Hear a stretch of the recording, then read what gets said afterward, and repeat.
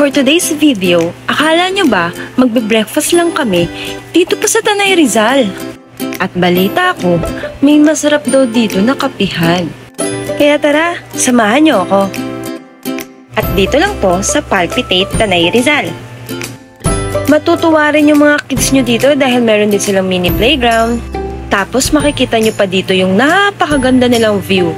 Siguro mas maganda pumunta dito mga bandang morning para makikita nyo pa dito yung sea of clouds.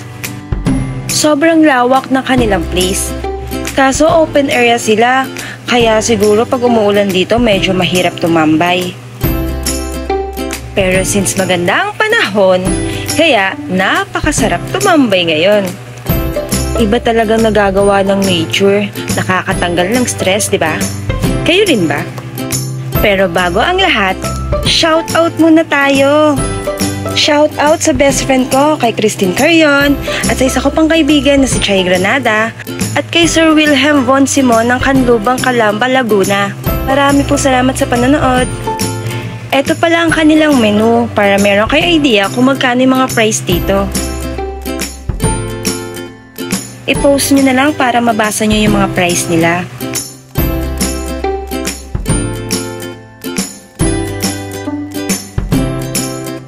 So, eto na yung mga food na in-order namin.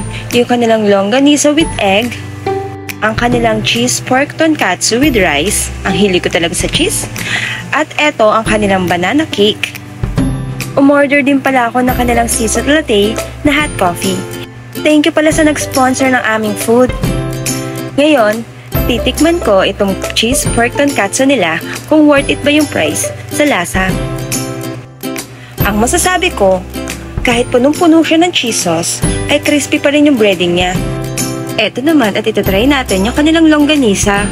Medyo maliliit lang yung longganisa nila. Pero ang masasabi ko ay solid, napakasarap, lalong-lalo na pag nilagyan nyo na suka. So eto, sabi ko sa kaibigan ko, i-rate din niya kung okay ba sa kanya yung kanyang food. At okay naman daw, medyo nahihiya nga lang siya. Eto at itatry ko naman yung kanilang banana cake. Masarap din pala yung coffee dito. Hindi ako nagbibiro pero masarap din yung kanilang banana bread. Siguro masarap din dito yung mga cheesecake nila. Medyo pricey nga lang. Kaya hindi ko afford. Overall experience ko dito sa Palpitate Coffee dito sa Tanay Rizal, nakaka-relax ang kanilang place dahil siguro wala pang masyadong tao. Medyo matagal nga lang yung serving nila ng food. Hindi ko alam kung ilang minutes nag-take yun. Pero hindi na namin din napansin dahil ang sarap ng kwentuhan namin. O siya, hanggang dito na lang ang aking video. At subukan niyo pumunta dito sa Palpitate Cafe pag dumayo kayo dito sa Tanay Rizal. Paalam!